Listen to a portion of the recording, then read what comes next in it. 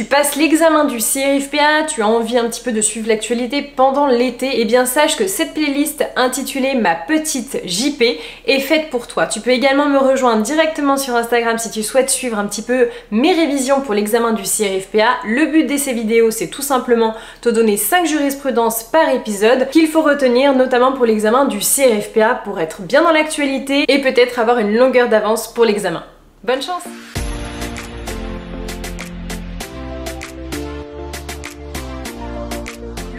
Constitutionnel est venu se prononcer le 21 avril 2023 en ce qui concerne la responsabilité des pères et mères du fait de leurs enfants,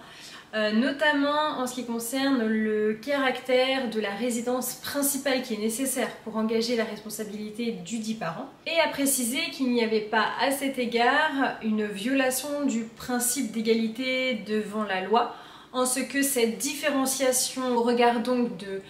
l'habitation, la résidence habituelle de l'enfant se fondait essentiellement sur une différence de situation entre les parents. Le 14 décembre 2022, la Cour de cassation est venue préciser que le bénéficiaire d'une promesse de vente avec une condition suspensive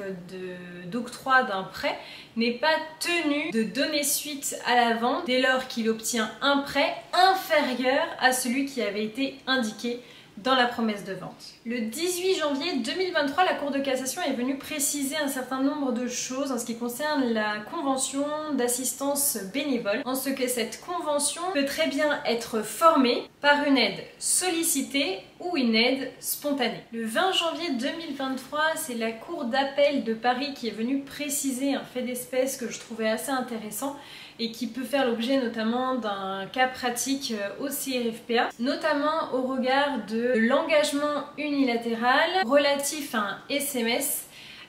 qui avait été donc envoyé à un partenaire qui finalement a été considéré par la Cour d'appel comme étant une offre et non un engagement unilatéral de volonté. La Cour d'appel de Paris le 6 avril 2023 est venue préciser une notion, un détail en ce qui concerne la notion du prix dans un contrat qui finalement, après la conclusion du contrat, plus aucun prix n'avait été respecté ni versé à l'un des co-contractants.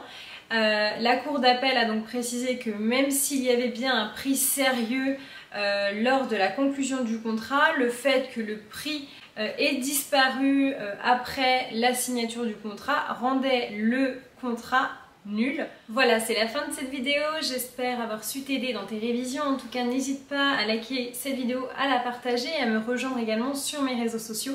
comme Instagram où je vous partage mon quotidien en tant qu'étudiante en droit. À bientôt!